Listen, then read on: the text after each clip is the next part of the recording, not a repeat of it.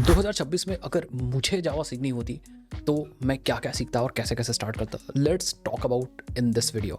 आपको जॉब लेनी है, जॉब मार्केट कैसी है, वो सब चीज़ ध्यान रखते हुए कम से कम टाइम में आप कैसे जावा सीख सकते हो, इस वीडियो के अंदर बताता हूँ स्टैक के बारे में। मैं पर्सनली खुद को एज अ लर्नर समझूंगा और मैं कैसे स्टार्ट करूँगा, क्या सीखनी चाहिए, वो सब चीज़ वीडियो के अंदर बात करते हैं स्टार्टिंग से एंड तक। अगर आप ये वीडियो देखोगे तो आपको बहुत सारी चीज़ें समझ में आने। तो हम स्टार्ट करेंगे जावा बेसिक से। अगर आपको 2026 या उसके बाद जावा सीखनी होगी तो सबसे पहले इंपॉर्टेंट जो है वो आपको फाउंडेशन, आपको जावा की फाउंडेशन सबसे अच्छी होनी चाहिए आपकी, और फंडामेंटल्स सबसे ज़्यादा क्लियर होने चाहिए।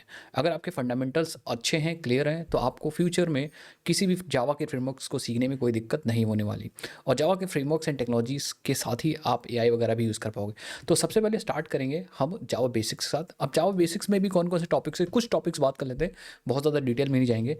जैसे डेटा टाइप्स वगैरह आपको बहुत तगड़े से आनी चाहिए, ठीक है। अब डेटा टाइप्स में सिर्फ यही नहीं कि आपको इंटीजर, फ्लोट, डबल, ये सब आना है, आपको यहाँ पे नॉन प्रिमिटिव डेटा साइट मतलब क्लास ऑब्जेक्ट्स के साथ भी आपको अच्छे से प्रैक्टिस करनी पड़ेगी। तो यहाँ पे जैसे हमारे पास ऊप्स हैं, तो ऊप्स के बारे में आपको चीज़ें समझ में आनी चाहिए। ऊप्स में इनकैप्सुलेशन है, एब्स्ट्रक्शन है, इनहेरिटेंस है, पॉलीमॉर्फिज्म है, बहुत सारी चीज़ें, कंस्ट्रक्टर है, access modifier, static, final and then topics. जैसे हमारे पास एक्सेप्शन हैंडलिंग टॉपिक है, ठीक है, इन पे आपको मास्टरी करनी पड़ेगी क्योंकि एक्सेप्शंस बहुत इंपॉर्टेंट है और मोस्ट ऑफ जगह यूज़ होता है, क्योंकि एरर्स तो भाई आएंगे आएंगे। तो एरर्स को कैच करने के लिए, एरर्स को हैंडल करने के लिए रन टाइम पे exception handling is very important. ऐसे ही हमारे पास पैकेजेस है। अगर आपको पैकेज का कॉम्बिनेशन या पैकेज में कोड को अरेंज करना नहीं आएगा, या पैकेजेस जो बने बनाए हैं उनको आप हैंडल नहीं करना चाहते हो, तो बहुत ज़्यादा लाइक आप नहीं कर पाओगे चीज़ें। तो इसीलिए packages is also very important. ऐसे करके आपको बेसिक्स फंडामेंटल जावा के सीखने होंगे। तो आपको यहाँ पे इंपॉर्टेंट है कि आप कोड को लिखना सीखिए, that is very important. Writing code is very important and writing code ही आपको सीखना है। और यहाँ पे आपको प्रैक्टिस करनी है बहुत सारी, कि कैसे हम कोड लिखते हैं। तो जब आप प्रैक्टिस करोगे तभी चीज़ें समझोगे। सो इसीलिए ये वाला जो सेक्शन है वो बहुत ज़्यादा इंपॉर्टेंट है। अब इसमें कुछ चीज़ें गाइज मैंने आपको बता दी, बट सारी चीज़ें मैं यहाँ नहीं कवर कर पाया हूँ क्योंकि आगे बहुत सारी चीज़ें बात करनी है। तो अगर आपको चीज़ें समझना है क्या क्या है, तो आप बाकी वीडियोज़ डिटेल में देखिए। मैंने बहुत सारी लाइक आपको पहले वीडियो दी हैं रोड मैप्स वगैरह की, लेकिन फिर भी अगर आप चाहते हो कि कोर जावा में कौन कौन से टॉपिक्स इंपॉर्टेंट है उसके बारे में वीडियो बनाऊँ, तो आप मुझे बता दीजिएगा कमेंट सेक्शन में, कोर जावा कमेंट कर दीजिएगा। नाउ अब इंपॉर्टेंट कुछ और कॉन्सेप्ट इंपॉर्टेंट जो इंटरव्यू पर्पस के लिए आपके लिए इंपॉर्टेंट होने वाले हैं, एंड उस पर भी मैं फोकस करना ज़रूरी है। वो कौन कौन से कॉन्सेप्ट्स हैं उन पे बात करते हैं, जो कि इंटरव्यू वगैरह में बहुत ज़्यादा इंपॉर्टेंट है। इंटरव्यू प्रोजेक्ट्स जो आप बनाओगे वहाँ पे यूज़ होंगे, और ये क्वेश्चन या ये टॉपिक्स अगर आपके नहीं क्लियर होंगे तो आप चीज़ें नहीं कर पाओगे। जैसे हमारे पास एक टॉपिक है कलेक्शन फ्रेमवर्क। तो ये जो टॉपिक है this is like heart of core Java, collection framework. चाहे आप डेवलपमेंट कर रहे हो, चाहे आप इंटरव्यू में जा रहे हो, तो कलेक्शन फ्रेमवर्क के बारे में चीज़ें आपसे पूछी जाएंगी। और मोस्टली इसमें आपको मास्टरी करनी होती है लिस्ट के बारे में, ठीक है, लिस्ट एंड लिस्ट के बाद हमारे पास एक सेट होता है एंड एक मैप होता है। तो कलेक्शन फ्रेमवर्क इन्हीं 3-4 चीज़ों पे चलता है, लेकिन पूरा आर्किटेक्चर कैसे लाइब्रेरी बनाई गई वो सब चीज़ भी आपको समझनी पड़ेगी, ठीक है। ऐसा करके बहुत सारे एडवांस कॉन्सेप्ट हैं, बट फिलहाल अभी हम मैंने बता दिया कि इन तीनों चीज़ के बारे में ज़रूर से आप पढ़िए, उस पर ऑपरेशंस करना सीखिए।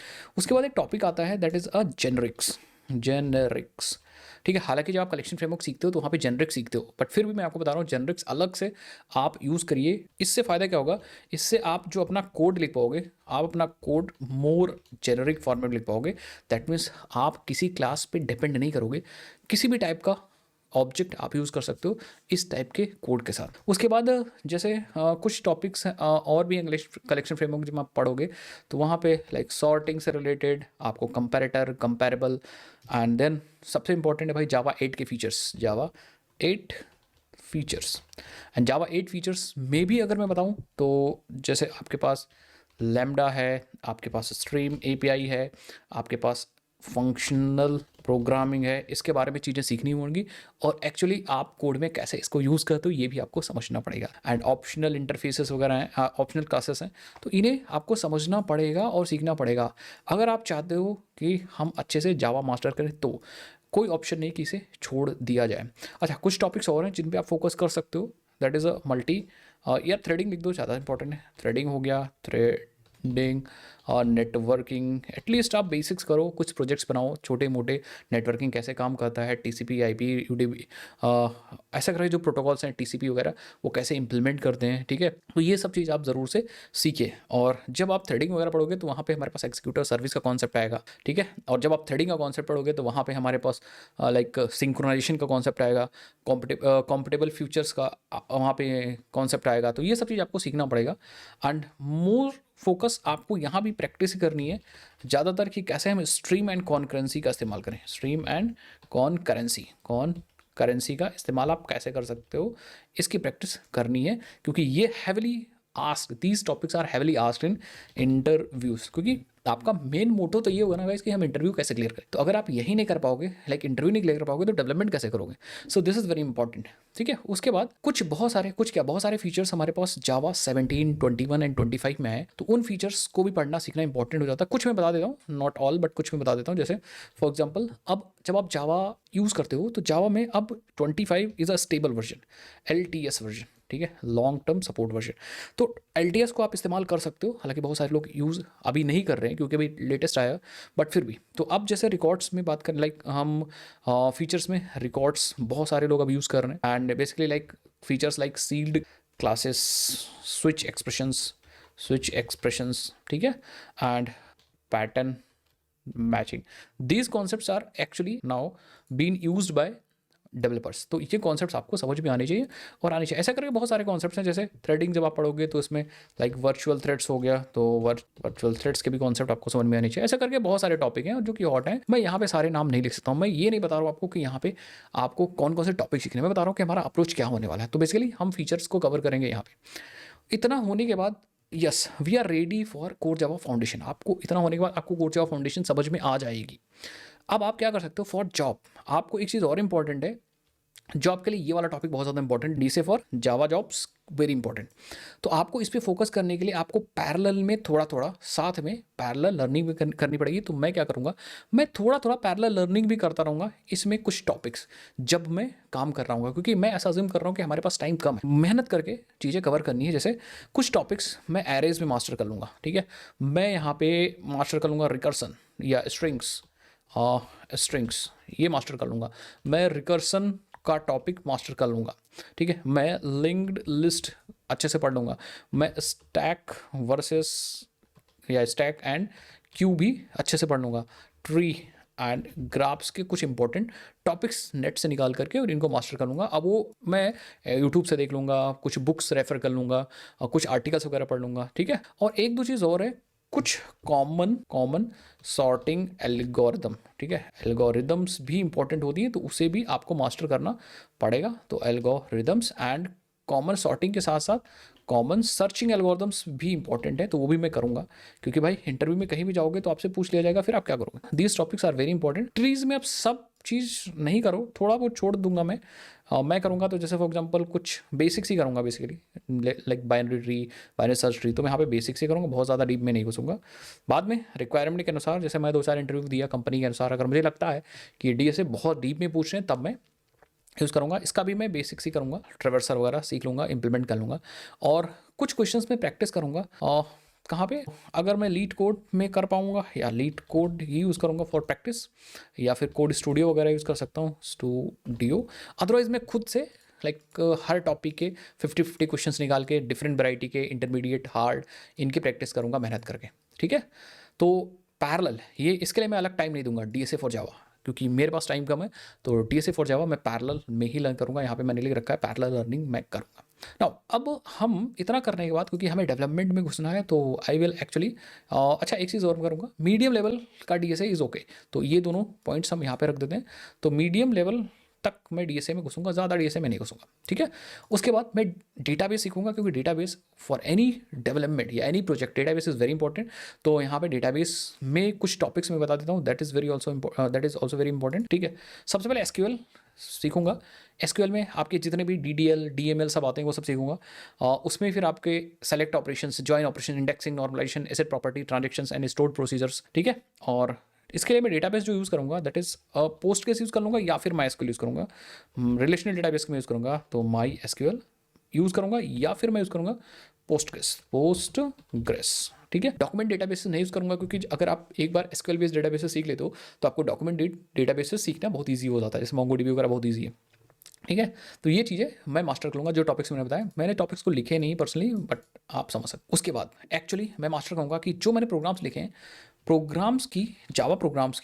जावा प्रोग्राम्स की कैसे कनेक्टिविटी होगी, how these programs work with database, इनको कैसे हम साथ में यूज़ करेंगे, क्योंकि हमारे जावा प्रोग्राम सिर्फ काम कर सकते हैं, डेटा को प्रोसेस कर सकते हैं।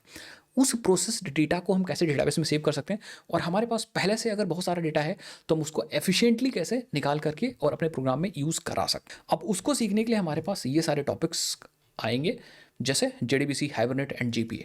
ये तीनों टॉपिक्स में अच्छे से टाइम देके 8 दिन, 10 दिन, 15 दिन दे के सीखूंगा, और JDBC के बेसिक्स कवर करूंगा। उसके बाद ORM का कॉन्सेप्ट कि JDBC की प्रॉब्लम क्या है, ORM क्या होता है, object relational mapping, and then Hibernate किस तरह ORM का काम करता है। ठीक है, हाइबरनेट किस तरह ORM का काम करता है, एंड देन हमारे पास एंटिटी रिलेशनशिप, ये सारी चीज़ें होती हैं, कैसे हम रिलेशंस बनाते हैं, और हाइबरनेट के फीचर्स का हम इस्तेमाल कैसे करते हैं, टेबल्स वगैरह कैसे ऑटोमेटिकली क्रिएट होती हैं। ठीक है, एंटिटी रिलेशंस के बाद आप एक चीज़ होती है सबसे important, that is a lazy versus eager loading. ये बहुत इंपॉर्टेंट है, क्योंकि जब डेटा लोड करते हो तो बहुत बार सारा डेटा आपको नहीं चाहिए होता, कुछ डेटा चाहिए होता, ऑन डिमांड कुछ डेटा चाहिए होता, तो वहाँ पे ईगर एंड लेजी लोडिंग का इस्तेमाल होता है। एंड कुछ N+1 प्रॉब्लम्स होती हैं जब आप डेटा को फेच करते हो, तो N+1 प्रॉब्लम्स को कैसे सॉल्व करते हैं, इस तरह सीखो। ऐसे करके और भी प्रॉब्लम्स आ सकती हैं, तो उन प्रॉब्लम्स को सॉल्व करना आपको सीखना पड़ेगा। ठीक है, और मैं यहाँ पे कुछ प्रोजेक्ट्स बना लूँगा इतने पे। ठीक है, मैं यहाँ पे कुछ बेसिक कमांड या CLI प्रोजेक्ट्स बना लूँगा। कौन से CLI प्रोजेक्ट्स, तो मैं CLI प्रोजेक्ट्स बनाऊँगा, CLI projects, not program, CLI projects बनाऊँगा, जिसमें डेटाबेस इस्तेमाल हो रहा हो। ठीक है, डेटाबेस इस्तेमाल हो रहा है, डेटाबेस में बेसिकली मॉडलिंग वगैरह इस्तेमाल हो रहा हो, रिलेशनशिप वगैरह। ठीक है, प्रोजेक्ट्स के नाम भी अगर आपको बता दोगे, बट यहाँ मैं ज़्यादा नहीं करूँगा, 2 प्रोजेक्ट्स बनाऊँगा सिर्फ। ठीक है, इतना काम मैं 1 से 1.5 महीने के अंदर कर लूँगा, तो हमारा बेसिक फाउंडेशन यहाँ से कंप्लीट हो जाएगा। ये हमारा ग्रीन हो जाएगा। ठीक है, बेसिक फाउंडेशन, और ये पूरा टोटल जो टॉपिक्स हैं वो बेसिक जावा फाउंडेशन में मैंने रखा। और भी टॉपिक्स आ सकते हैं, बट अभी के लिए मैंने बेसिक जावा फाउंडेशन में यही रखा है, और इतने टॉपिक इनफ हैं जितना मैंने यहाँ पे आपको सिखाया। बस मैंने ऊपर ऊपर से बताया, अगर आप ढूंढोगे तो उसके अंदर और भी टॉपिक्स मिलेंगे। फिर मैं क्या करूँगा, अब इतना हो गया, तब मैं अपने स्प्रिंग बूट पे मूव करूँगा। स्प्रिंग बूट को सीखने से पहले आपको बहुत सारी चीज़ें आ रही होंगी, डेटाबेस वगैरह, देखो हाइबरनेट, JPA, ये सब चीज़ आ रहा होगा, एंड प्रोग्राम्स बना के आपने प्रैक्टिस भी कर ली। सो अब आप फ्रेमवर्क सीखोगे, तो फ्रेमवर्क में क्या क्या सीखोगे अब उसको डिस्कस करते हैं, और उसमें भी आप कैसे सीखोगे, क्या अप्रोच रहेगा, और मैं कैसे सीखता उसको भी मैं आपको बताता हूँ। अब बात करते हैं स्प्रिंग बूट फ्रेमवर्क की, कि आपको आज के समय में 2026 या फ्यूचर में अगर आपको जावा में हायर होना है तो आपको फ्रेमवर्क सीखना पड़ेगा, और जावा में सबसे most important and popular framework है स्प्रिंग बूट। तो इट इज़ मोस्ट इंपॉर्टेंट या important for jobs. This is where the hiring happens. तो ये चीज़ याद रखिएगा, रियल हायरिंग प्रोजेक्ट्स एंड आपके फ्रेमवर्क स्किल्स पे ही होंगी, क्योंकि मोस्ट ऑफ द जावा के जो प्रोजेक्ट्स होते हैं वो फ्रेमवर्क्स पे ही होते हैं। जो फाउंडेशन है वो इंपॉर्टेंट है आपके बेसिक नॉलेज के लिए, तो यहाँ पे आपकी रियल हायरिंग हो रही होगी, ये चीज़ इंपॉर्टेंट है। अब इसमें कहाँ से स्टार्ट करोगे, इसमें स्टार्ट करोगे आप कोर स्प्रिंग फ्रेमवर्क से। कोर स्प्रिंग फ्रेमवर्क में कौन कौन से टॉपिक पे आप फोकस करोगे, लेट्स टॉक अबाउट दैट। उसे आप सीखोगे सबसे पहले, बाकी ऐसा नहीं कि उसके अलावा कुछ नहीं सीखोगे, उसके अलावा भी सीखोगे, बट यहाँ पे सीखने के लिए आपके पास बहुत सारी चीज़ें हैं। तो स्प्रिंग कोर में सबसे पहले डिपेंडेंसी इंजेक्शन से स्टार्ट करना है आपको, DI से। ठीक है, मैं डायरेक्ट टॉपिक लिख रहा हूँ, नंबर वगैरह नहीं लिख रहा हूँ, डिपेंडेंसी इंजेक्शन। देन आपको जाना है IOC कंटेनर का मतलब समझना है कि क्या होता है। IOC container is very important. उसके बाद आपके पास बीन लाइफ साइकिल है, बीन से रिलेटेड सब कुछ आपको मास्टर करना है। बीन से रिलेटेड बीन लाइफ साइकिल हो गई, बीन के इवेंट्स, इवेंट लाइफ साइकिल हो गई, या बहुत सारी चीज़ें होती हैं बीन से रिलेटेड। बीन्स को कैसे मैनेज करना है, कैसे बनाना है, वो सब चीज़ मैं यहाँ पे नहीं लिख रहा हूँ, बट बीन से related everything you have to master. Bean से रिलेटेड सब चीज़ मास्टर नहीं कर पाओगे तब दिक्कत होने वाली है। तो इसलिए बीन को मैनेज करना आपको आना चाहिए। बीन मैनेजमेंट मतलब आप कोडिंग के थ्रू कैसे मैनेज कर सकते हो, और बीन से रिलेटेड सारा काम आपका स्प्रिंग कोर का है। तो स्प्रिंग कोर बहुत अच्छे से आपको मास्टर करना है, एंड कैसे फ्रेमवर्क ऑटोमेटिक इन बीन्स को क्रिएट करता है और मैनेज करता है, एवरीथिंग अबाउट दैट। मैं बार बार इसको इसलिए बोल रहा हूँ क्योंकि यही सबसे ज़्यादा इंपॉर्टेंट है आपके फ्रेमवर्क वाले पार्ट में। नाउ अब आपको स्प्रिंग बूट स्टार्ट करना है, लेकिन सबसे पहले याद रखिएगा ये जो मॉड्यूल्स हैं ये डिपेंडेंट है। मतलब कहने का मतलब, जब अगर आप स्प्रिंग कोर्स स्टार्ट कर लोगे तभी आप स्प्रिंग बूट पे आगे बढ़िएगा। ऐसा नहीं है कि आप स्प्रिंग बूट डायरेक्टली स्टार्ट कर दो, क्योंकि स्प्रिंग बूट एक कोई डिफरेंट फ्रेमवर्क नहीं है गाइस। स्प्रिंग बूट जो काम करता है स्प्रिंग कोर पे ही, स्प्रिंग फ्रेमवर्क पे ही काम करता है। लेकिन मैं यहाँ पे इसलिए ले आया हूँ कि आप अलग अलग सब चीज़ ना सीखो, आप स्प्रिंग बूट का फ़ायदा लर्निंग के वक्त ही उठा लो। तो स्प्रिंग कोर के बाद सीख लो। अच्छा, एक चीज़ और, स्प्रिंग कोर के बाद आपको दो चीज़ समझनी है कि traditional spring framework, traditional traditional spring framework versus spring boot क्या होता है, एंड कैसे स्प्रिंग बूट ट्रेडिशनल अप्रोच जो होता था, ट्रेडिशनल अप्रोच जो होता था, इस अप्रोच को कैसे इसने बदल दिया। ठीक है, ट्रेडिशनल अप्रोच को कैसे स्प्रिंग बूट ने बदल दिया, और स्प्रिंग बूट कैसे डेवलपमेंट में इस्तेमाल होता है। इन प्रॉब्लम्स को समझना है, क्योंकि Spring Boot is a life saver for developers. तो डेवलपर्स की लाइफ को सेव कर रहा है स्प्रिंग बूट, इसीलिए आपको ये चीज़ समझना ज़रूरी है। तो यहाँ से जब आप ये सीखोगे कि ट्रेडिशनल अप्रोच कैसे होता था, अब नया अप्रोच कैसे है स्प्रिंग बूट यूज़ करके, तो आपको समझ में आएगा कि डेवलपमेंट जब स्प्रिंग बूट नहीं था तब भी हो रही थी, बट स्प्रिंग बूट की हेल्प से अब डेवलपमेंट क्या हो गई, ईजी हो गई। उसके बाद स्प्रिंग बूट आप सीखोगे तो स्प्रिंग बूट में आपको बहुत सारी चीज़ें सीखनी पड़ेंगी, लाइक मॉड्यूल्स। मैं तो कहूँगा जो बाकी मॉड्यूल्स हैं, जैसे कुछ मॉड्यूल्स आपके पास और मिल जाएंगे, जैसे स्प्रिंग एमबीसी वाला मॉड्यूल हो गया। तो स्प्रिंग एमबीसी वाला जो मॉड्यूल है इस, मैं तो कहता हूँ स्प्रिंग एमबीसी वाला जो मॉड्यूल है, आप स्प्रिंग बूट का ही इस्तेमाल करके सीखो। और मैं भी सीखता स्प्रिंग बूट का ही इस्तेमाल, बट हाँ मेरे पास नॉलेज होती, मैंने जब स्प्रिंग कोर समझा था तो मेरे पास ये नॉलेज होती कि स्प्रिंग बूट सब चीज़ ऑटोमेटिक कॉन्फ़िगर कर दे रहा है, तो जब हम स्प्रिंग एमबीसी यूज़ भी कर रहे हैं वो ऑटोमेटिकली कॉन्फ़िगर हो जाएगा। समझ गए? तो हम एमबीसी के जितने भी टॉपिक्स होते हैं, चाहे जो मैं दिखाता हूँ, मोस्टली मैं फोकस करता रेस्ट एपीआईज पे।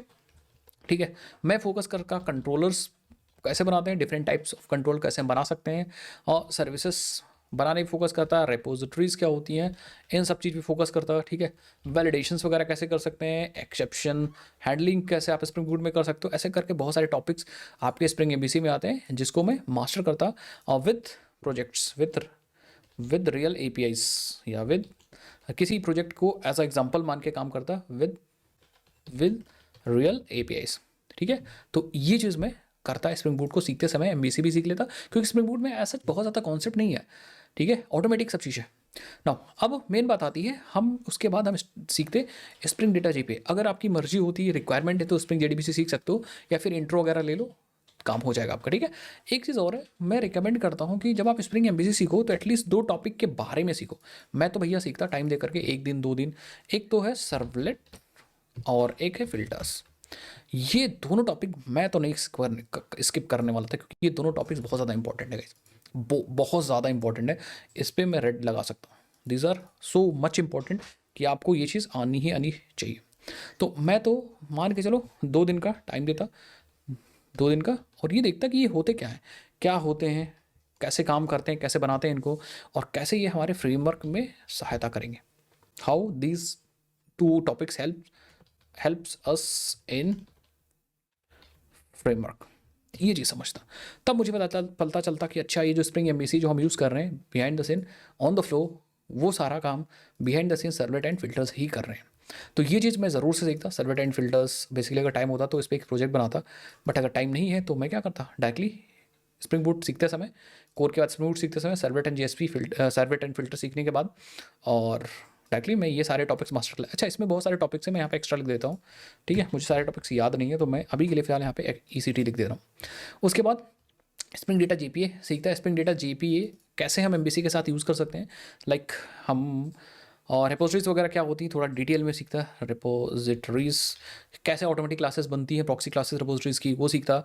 आप पेजिनेशंस वगैरह कैसे इंप्लीमेंट करते हैं, सॉर्टिंग वगैरह कैसे इंप्लीमेंट करते हैं। ठीक है, एक होती है क्राइटेरिया एपीआई, ठीक है, या फिर स्पेसिफिकेशन एपीआई, वो कैसे इंप्लीमेंट करते हैं, स्पेसिफिकेशन एपीआई, वो सब चीज़ कैसे इंप्लीमेंट करते हैं, वो भी मैं आपको बताता है। स्पेसिफिकेशन एपीआई, ये सब चीज़ मैं आपको बताता अगर मैं सिखा रहा होता हूँ, या अगर मैं सीख भी रहा था तो इसको मैं इंटरनेट से रिसर्च करके सीखता।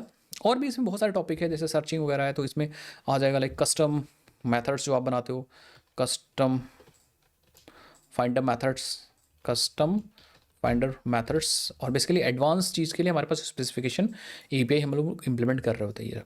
क्वेरी लाइक ऑप्टिमाइजेशन वगैरह भी मैं यहाँ पे सीखता। ठीक है, क्वेरी ऑप्टिमाइजेशन और बहुत सारी चीज़ें इसमें आती हैं, तो मैं सारे कॉन्सेप्ट नहीं लिख सकता, बट फिर भी इसमें मैं थोड़ा सा टाइम देता क्योंकि these are very important things projects वगैरह के लिए भी। ठीक है, इसमें दो चीज़ और आती है, आप थोड़ा बहुत सीख सकते हो, जब ज़रूरत पड़ी तब आप सीख सकते हो। यहाँ पे एक आती है HQL, that is hybrid query language, या फिर इसी को हम बोलते हैं JPQL। थोड़ा सा ऊपर ऊपर का डिफरेंस है, तो वो आप बाद में समझ जाओगे। ठीक है, तो इसमें से ये देखता है कि एक्चुअली होता क्या है, नेटिव क्वेरीज क्या होती हैं, इसके बारे में भी। अच्छा, नेटिव क्वेरीज तो आपको पता होगी, बट फिर भी आपको थोड़ा सा कंपैरिजन करके मैं यहाँ पे देख लेता कि अच्छा ये चीज़ें होती हैं। सो ये चीज़ें हमारी चीज़ें क्लियर हो जाती हैं ना। अब इतना करने के बाद हमें स्प्रिंग कोर आ रहा होता, स्प्रिंग एम्बेसी आ रहा होता, JSP सर्वलेट्स वगैरह आ रहा होता, APIs बनाना हमें आ रहा होता यहाँ पे आपने कर रखा है। और APIs की हेल्प से हम जो रिक्वेस्ट रिस्पॉन्स कर रहे हैं अपने क्लाइंट से, उसमें जो डेटा हमारा स्टोर हो रहा है वो सब हम GPA के थ्रू अपने डेटाबेस में रख रहे होते हैं। डेटाबेस हम ऑलरेडी ऊपर कवर कर चुके हैं। ठीक है ना, अब मेन बात आती है यहाँ पे स्प्रिंग सिक्योरिटी की, how we actually secure our app. तो यहाँ पे सिक्योरिटी के बारे में थोड़ा सा अच्छे से पढ़ता, क्योंकि security is very important. Security is very important, किसी भी चीज़ से रिलेटेड सिक्योरिटी इंपॉर्टेंट है। और यहाँ पे अगर मैं स्प्रिंग सिक्योरिटी की बात करता हूँ, तो स्प्रिंग सिक्योरिटी तो भाई लाजवाब है, क्योंकि आपको on the fly, on the go आपको बहुत सारी चीज़ें, बहुत सारे फीचर्स ये हमें प्रोवाइड कर देता है। फीचर्स जैसे कुछ मैं बता देता हूँ, जैसे कोर्स से ऑटोमेटिक सिक्योर कर लेता है, CSRF ये सारे अटैक्स से आपको बचा लेता है। आपका ऐप बाय डिफ़ॉल्ट प्राइवेट कर देता है कि बाकी लोग ना यूज़ कर पाएँ। बाद में हम सिक्योरिटी की चीज़ें कस्टमाइज़ कर लेते हैं, कस्टमाइज़ कर लेते, तो बाय डिफ़ॉल्ट सब चीज़ें हमें प्रदान कर देता है। और अलग अलग टाइप के ये हमें सिक्योरिटी लाइक लॉगिन वगैरह भी प्रोवाइड करता है। जैसे अगर हम चाहें तो फॉर्म बेस्ड लॉगिन इस्तेमाल कर सकते हैं, चाहे तो बेसिक ऑथेंटिकेशन यूज़ कर सकते हैं for non browser based clients के लिए। इफ़ वी वांट तो हम JWT ऑथेंटिकेशन का इम्प्लीमेंटेशन कर सकते हैं। ये सब चीज़ हमें सीखना चाहिए। एंड इफ़ वी वांट तो हम OAuth2 वगैरह का भी यूज़ कर सकते हैं अपने स्प्रिंग सिक्योरिटी के साथ। ठीक है, तो यहाँ जब आप सीखोगे तो आप फिल्टर्स वगैरह लगाना भी सीखोगे और इंटरनल वर्किंग्स वगैरह भी सीखोगे। So these topics are very important. जो मैंने यहाँ पे लिखा ये सिर्फ मैंने ऊपर ऊपर से बता दिया जितना मुझे याद है ना। उसके बाद कुछ एक्स्ट्रा टॉपिक्स हमारे पास बच जाते हैं जो आपको सीखना चाहिए, क्योंकि इंटरव्यू में पूछा जाता है और फ्यूचर में भी आपके लिए बहुत ज़्यादा ज़रूरी है। जैसे एक्चुएटर एक हो गया, how to monitor your application. तो एक्चुएटर इज़ वेरी इंपॉर्टेंट। ठीक है, आप स्प्रिंग बूट में लॉगिंग कैसे मैनेज करते हो, कौन कौन से लॉग फ्रेमवर्क्स हैं जो बाय डिफ़ॉल्ट आपको मिलते हैं, और लॉग्स को कैसे इनेबल कर सकते हो किसी पैकेज के, किसी को कैसे डिसेबल कर सकते हो, एवरीथिंग। ठीक है, साथ साथ में एस्पेक्ट ओरिएंटेड प्रोग्रामिंग भी इंपॉर्टेंट है, कभी कभी इंप्लीमेंटेशन ज़रूरत पड़ जाती है। तो ये सारे टॉपिक्स भी इनको मैं एक्स्ट्रा में डालता हूँ कि अगर आपके पास टाइम है तो करो भाई, क्योंकि धीरे धीरे तो सीखोगे, ऐसा तो नहीं एक बार ख़त्म कर दोगे तो नहीं बंद कर दोगे। तो ये सारे टॉपिक्स भी इंपॉर्टेंट है। ऐसे करके और भी टॉपिक्स हैं, हालांकि मैंने मेंशन यहाँ पे नहीं किया, बट हाँ इतना करने के बाद आप एक लाइक मीडियम लेवल के स्प्रिंग बूट डेवलपर बन सकते हो। और यहाँ के बाद आप अपने लाइक आपके पास अगर कोई रिक्वायरमेंट आती है या आप कहीं रिक्वायरमेंट देखते हो, आएगी तो है नहीं, कोई भेजेगा तो नहीं स्टार्टिंग में, क्योंकि आप सीख ही रहे थे, तो आप यहाँ से आप जॉब्स पे अप्लाई कर सकते हो एज अ जावा डेवलपर। ठीक है, जावा डेवलपर। और क्योंकि आपके पास कोर जावा लाइक फंडामेंटल्स की नॉलेज तगड़ी है, आपके पास स्प्रिंग बूट फ्रेमवर्क तगड़े हैं, स्प्रिंग फ्रेमवर्क की नॉलेज आपके पास तगड़ी है। लेकिन अभी भी आपके पास इंटरव्यू कॉल्स यहाँ पे नहीं आएंगी। ठीक है, आपको क्या करना पड़ेगा, you have to create projects. तो अब आपको मेहनत करके प्रोजेक्ट्स पे लग जाना है। और मेरा मानना है कि एटलीस्ट आपके पास 2 या 3 प्रोजेक्ट्स आपके पास अच्छे होने चाहिए जो डिफरेंट कॉन्सेप्ट्स का इस्तेमाल कर रहे हैं। ठीक है, मैं बताता हूँ डिफरेंट कॉन्सेप्ट्स का इस्तेमाल कर रहा हूँ, तो 3 एटलीस्ट कम से कम 3 प्रोजेक्ट्स आपके पास होने चाहिए जिसको आपने स्प्रिंग बूट का यूज़ करके बनाया हो। ठीक है, आप उसमें ईमेल सर्विसेज जैसी चीज़ें यूज़ कर रहे हो। ईमेल सर्विसेज एक सिंगल ईमेल सेंड करने के लिए ज़रूरत पड़ने पे, जैसे वेरिफिकेशन हो गया या लिंक वगैरह अगर आपको सेंड करना है कि एक बार लाइक वेरिफिकेशन लिंक, या फिर आप मार्केटिंग वगैरह के लिए बल्क ईमेल सेंड कर सकते हो। इफ़ लाइक आप लर्निंग मैनेजमेंट सिस्टम बना सकते हो, तो यहाँ पे आप कैसे बैकग्राउंड टास्क मैनेज करते हो वो सब चीज़ भी आप सीखोगे। टास्क, तो जब आप प्रोजेक्ट बनाते हो तो एक्चुअल लर्निंग वहीं पे होती है। अब बैकग्राउंड टास्क कैसे आपको करना है स्प्रिंग बूट में, वो सब चीज़ यहाँ पे आप सीखोगे। ठीक है, तो ईमेल अगर आप इंप्लीमेंट करते हो, और ये सब चीज़ हैंडल बैकएंड की सारी APIs जो है वो आप स्प्रिंग बूट की हेल्प से बनाओ, स्प्रिंग बूट की हेल्प से क्रिएट करो सारी APIs। और स्प्रिंग बूट के कॉन्सेप्ट जितने हैं वो सारे अप्लाई करो इन बैकएंड की APIs में जो भी आप बना रहे हो। ठीक है, नाउ इफ़ अगर आपके पास नॉलेज है micro service, don't use micro service, क्योंकि आपके पास नॉलेज भी नहीं होगी और आपको इसको यूज़ करने की ज़रूरत नहीं अभी के लिए। ठीक है, सो इसको हम रेड कर देंगे। ठीक है, नाउ कुछ चीज़ें और भी आप यूज़ कर सकते हो, जैसे हमारे पास पेमेंट सर्विसेज हैं। तो आप ऐसा प्रोजेक्ट बना रहे हो जिसके अंदर हमें पेमेंट को रिसीव करने की आवश्यकता पड़ रही है, रिसीव, तो आप पेमेंट सर्विसेज जैसे रेजर पे वगैरह है, रेजर पे हो गया, या फिर आपके पास और भी हैं बहुत सारे, स्ट्राइप वगैरह हो गया। तो स्ट्राइप कैसे इंटीग्रेट करते हैं वो सारी चीज़ आपको स्ट्राइप, ठीक है, वो अच्छे से डॉक्यूमेंटेशन पढ़ो और फिर इंटीग्रेट करो। दूसरी चीज़, जब भी पेमेंट इंटीग्रेट करो तो मेक श्योर कि बहुत बार पेमेंट प्रोसेस होने में टाइम लगता है, तब तक क्लाइंट को रिस्पॉन्स दिया जाता है, तो वहाँ पे वेब हुक्स वगैरह को इंप्लीमेंट करना बहुत आवश्यक है। और क्रॉस क्वेश्चनिंग इसी पे होती है। लाइक पेमेंट को इंटीग्रेट करना इजी है, बट उसके सारे केसेस को हैंडल करना थोड़ा सा कॉम्प्लेक्स हो जाता है। तो मेक श्योर कि आप केसेस को हैंडल करना सीखो कि मान लो अगर हमारा पेमेंट जो है वो प्रोसेसिंग पे है 1 घंटा 2 घंटा, फिर कैसे हम सर्विसेज को दे पाएंगे, पेमेंट जब सक्सेस होगा तो कैसे पेमेंट गेटवे जो सर्विस है वो आपको रिस्पॉन्स वेब हुक के थ्रू देगी, वो सब चीज़, वेब हुक को रजिस्टर करना, वो सब चीज़ आप यहाँ पे लगाओ और वो चीज़ अपने CV में मेंशन करो कि हमने ये काम कर रखा है, ठीक है। उसके बाद असिंग टास्क हैंडल करने के लिए, जैसे मान लो कोई लॉन्ग रनिंग टास्क है, लॉन्ग रनिंग टास्क है, उसे कैसे हैंडल करना है, या बहुत बड़ी फाइल अपलोड करनी है तो वो सारा काम कैसे करेंगे, ये सब चीज़ अपने प्रोजेक्ट्स में यूज़ करो और चीज़ सीखो। और इसी तरह से आप मल्टीपल प्रोजेक्ट्स बनाओ, 3 प्रोजेक्ट्स ऑलमोस्ट आपके पास होनी चाहिए, 3 projects using only spring boot backend का, ठीक है। फ्रंट एंड के लिए आप साथ साथ में सीखते हो तो front end is not much difficult, तो आप फ्रंट एंड यूज़ कर लो React.js से या फिर एंगुलर से कर लो, किसी से भी कर लो। फ्रंट एंड मैटर इस जब अभी नहीं कर रहा है, तो मैं होता तो मैं क्या करता यार, मैं क्या करता React.js को as a front end use करता, ठीक है। अगर मेरे पास जावास्क्रिप्ट की अच्छी नॉलेज है, अगर मेरे पास टाइपस्क्रिप्ट की भी नॉलेज है, तो मैं एंगुलर का इस्तेमाल करता और एंगुलर फ्रेमवर्क भी समझता, तो as a full stack apply करता, ठीक है। तो ये इतना करने के बाद हमारे पास प्रोजेक्ट्स भी होते, और प्रोजेक्ट्स को मैं क्या करता, प्रोजेक्ट्स को गिटहब पे डालता उसका सोर्स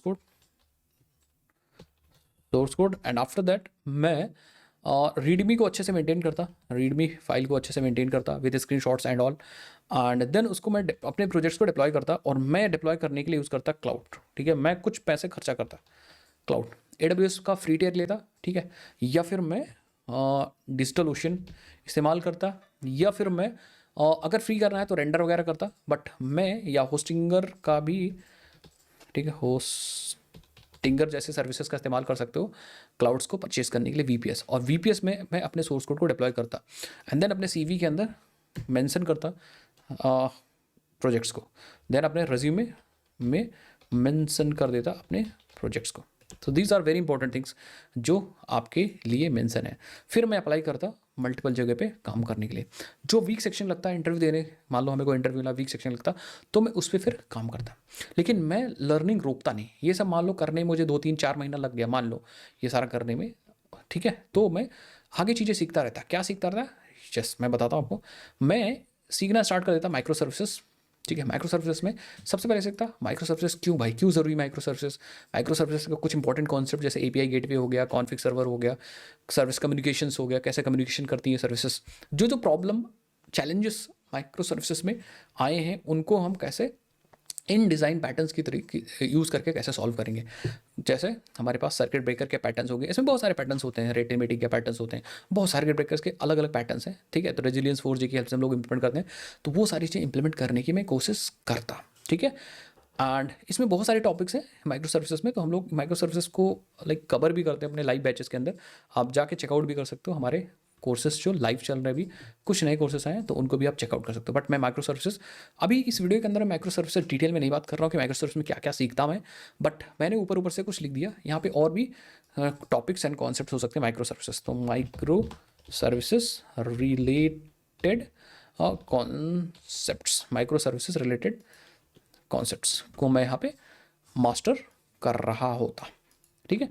उसके बाद भी मैं नहीं रुकता, ठीक है, मैं चीज़ें सीखता जाता।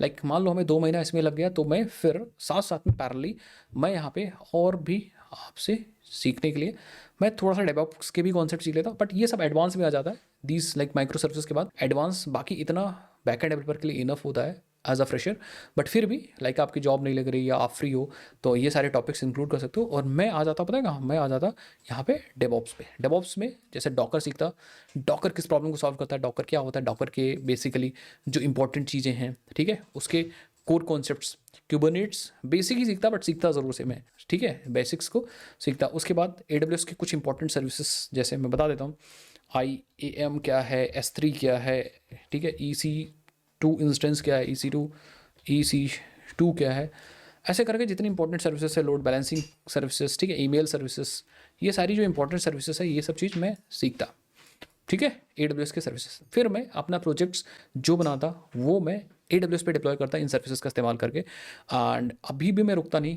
अगर मुझे टाइम मिलता या लाइक मेरी जॉब नहीं लग रही है तो मैं आगे भी बढ़ता रहता और सिस्टम डिज़ाइन के कॉन्सेप्ट्स में पढ़ने लगता, जैसे monolithic versus micro services, caching, Redis की हेल्प से कैसे कैसिंग कर सकते हैं, बेसिकली लेवल 1 कैसिंग कैसे होती है, देन लेवल 2 कैसिंग कैसे होती है, लेवल 3 की कैसिंग कैसिंग हो सकती है, एंड कौन कौन से टूल्स यूज़ होते हैं कैसिंग करने के लिए, कैसिंग की इंपॉर्टेंस क्या है, लोड बैलेंसर्स कैसे इम्प्लीमेंट कर सकते हैं, वो सारी चीज़ें। देन हमारे पास रेट लिमिटिंग है, थ्रॉटलिंग वगैरह कैसे इंप्लीमेंट कर सकते हैं। उसके बाद हमारे पास स्केलेबिलिटी को कैसे हैंडल कर सकते हैं, मान लो हमारी वेबसाइट पे ज़्यादा यूजर्स आ रहे हैं उसको कैसे हैंडल कर सकते हैं। तो these are the design pattern concepts, उन्हें हमें समझना पड़ेगा। हॉरिजॉन्टल स्केलिंग, वर्टिकल स्केलिंग, ये सब चीज़ मैं इंप्लीमेंट करता। और अगर मुझे रिसोर्सेज, जैसे आजकल क्लाउड्स बहुत सारे हैं, तो मैं उन रिसोर्सेज का इस्तेमाल करके कुछ प्रोजेक्ट्स को इम्प्लीमेंट भी करता, सो दैट मुझे थोड़ा सा लाइक नॉलेज इन सब चीज़ के बारे में, डेवऑप्स के बारे में भी है। तो ये सब मैं जब मैं करता तो कुछ AI टूल्स को भी मैं एक्सप्लोर करता, बता देता हूँ। हालांकि AI टूल्स के बारे में एक अलग वीडियो बनाऊंगा, उसके बारे में बात करूंगा, but yes I will explore. Like पहली चीज़ काम करने के लिए तो मैं कोर्सेस यूट्यूब चैनल्स से तो पढ़ता ही पढ़ता। हमारे यूट्यूब चैनल पे ही बहुत सारी वीडियोस हैं इनसे रिलेटेड, स्प्रिंग बूट वगैरह को मास्टर करने के लिए, सर्वलेट JS पे एवरीथिंग, कोर जावा थिंग, ठीक है। हमारे पेड कोर्सेज भी हैं, तो अगर आप कोर जावा वगैरह सीखना चाह रहे हो जो मैंने बताया, वो सब का आपको कोर्स मिल जाएगा, ठीक है। आप स्प्रिंग बूट का कोर्स मिल जाएगा, माइक्रो सब चीज़ का कोर्स मिल जाएगा, आप लिंक मैं दे दूंगा, उसमें जाके एक्सेस कर सकते हो। बट चीज़ों को करने और सीखने के लिए मैं ChatGPT भी यूज़ करता, ठीक है, एंड मैं जेमिनाई भी यूज़ करता, गूगल AI भी यूज़ करता।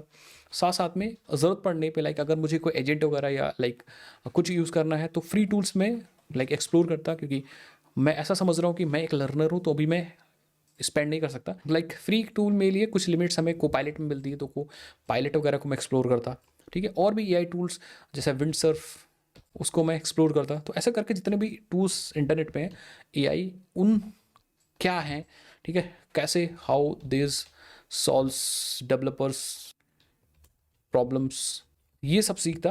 एंड मेन चीज़ है, हम लर्निंग करते वक्त, प्रोजेक्ट्स बनाते वक्त कैसे कैसे हम इन टूल्स का यूज़ कर सकते हैं, सबसे इम्पोर्टेंट ये चीज़ है, कैसे हम टूल्स का इस्तेमाल कर सकते हैं और कैसे हमारे ये AI टूल्स हमारे लिए यूज़फुल हो सकते हैं प्रोजेक्ट्स वगैरह बनाने में। उन सब चीज़ों को भी मैं एक्सप्लोर करता, क्योंकि इट्स नॉट अबाउट लर्निंग। आप यहाँ पे बात कर रहे हो स्मार्ट लर्निंग की, कि हम ये सारे टॉपिक्स कितने स्मार्टली कवर अप करते हैं, प्रोजेक्ट कितने स्मार्टली बनाते हैं। मान लो आपने एक प्रोजेक्ट में एक चीज़ की API लिख दी, आपको API का कॉन्सेप्ट क्लियर है, देन आपको फिर वहाँ पे टाइम वेस्ट नहीं करना है APIs बनाने में। देन फॉर दैट हमारे पास AI टूल्स एंड एजेंट्स हैं, तो उसको एक्सप्लोर करने की बात यहाँ पे मैं कर रहा हूँ, ठीक है। थोड़ा कुछ मैं यहाँ पे सिर्फ ऐसा ही नहीं गाइस कि मैं API टूल्स को एक्सप्लोर करता, मैं यूज़ भी करता। लाइक मैं आपको बताता हूँ, जैसे थोड़े कुछ चीज़ें मैं टेक्नोलॉजी सीखने के बाद कुछ प्रोजेक्ट वगैरह बनाता, तो वहाँ पे वाइब कोडिंग भी ट्राई करता चीज़ों को सीखने के लिए। तो ये सब चीज़ करो। AI के ऊपर मैं अलग से वीडियो बनाऊंगा कि अगर आप जावा डेवलपर हो तो कौन कौन से AI टूल्स फ्री में यूज़ कर सकते हो, पेड यूज़ कर सकते हो, कौन से AI टूल वर्थ इट है, उन सब चीज़ के बारे में बताऊंगा आपको। बस कमेंट सेक्शन में AI कमेंट करना है। एंड मुझे लगता है आपको एक आइडिया समझ में आया होगा कि अगर मैं एज अ पर्सनल लर्नर होता तो मैं कैसे स्टार्ट करता और जावा को कैसे 2026 में सीखता। अब इसमें एक ओवरव्यू है, लाइक बहुत डिटेल में हमने टॉपिक्स पे नहीं बात किया, बट फिर भी आपको चीज़ें समझ में आई होंगी कि yes how can I start. उसी का आप लाइक चीज़ सीख करके समझ सकते, आप भी स्टार्ट कर सकते। एक चीज़ गाइज और सीखूंगा मैं, जो कि बहुत ज़्यादा इंपॉर्टेंट है आज के समय में, स्प्रिंग AI। ये जो मॉड्यूल है, that module is actually responsible for how our Spring Boot project connect या interact with the AI models. तो ये हमारी हेल्प करेगा कि हम कैसे AI मॉडल्स की हेल्प से अपने प्रोजेक्ट्स के अंदर इंटीग्रेशन कर सकते हैं और अपने प्रोजेक्ट के अंदर AI वाली चीज़ें कर सकते हैं। अब AI वाली चीज़ें बहुत सारी चीज़ें होती हैं और बहुत सारे प्रॉब्लम्स आप AI को यूज़ करके सॉल्व कर सकते हो अपने बैकएंड में।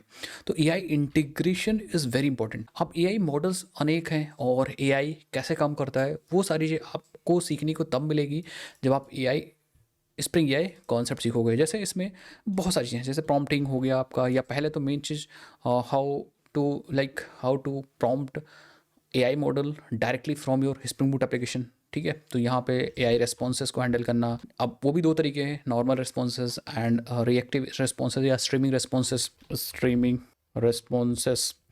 फिर हमारे पास रैग फ्लो आता है, उससे पहले हमारे पास प्रॉम्प्ट टेम्पलेट्स वगैरह आते हैं। ठीक है, प्रॉम्प्ट टेम्पलेट्स, तो उन सब चीज़ के बारे में सीखना है। ऐसे करके बहुत सारे लाइक टॉपिक्स हैं, यहाँ पे सारी चीज़ नहीं लिखी जा सकती। एमसीपी वगैरह भी मैं लिख देता हूँ, इंपॉर्टेंट है MCP client, MCP servers and ये सारी चीज़ें इंपॉर्टेंट है, एक्सेट्रा लिख देता हूँ। एंड ये सारे कॉन्सेप्ट हमने अपने स्प्रिंग एआई के जितने भी कॉन्सेप्ट हैं डिटेल में प्रोजेक्ट के साथ हमने अपने यूट्यूब चैनल पे, इसी यूट्यूब चैनल पे, जिस यूट्यूब चैनल पे आप ये वीडियो देख रहे हो, उसी यूट्यूब चैनल पे हमने कवर कर रखा है। एक अगर आप प्लेलिस्ट सेक्शन के अंदर जाओगे तो आपको वहाँ पे स्प्रिंग एआई की पूरी प्लेलिस्ट मिल जाएगी।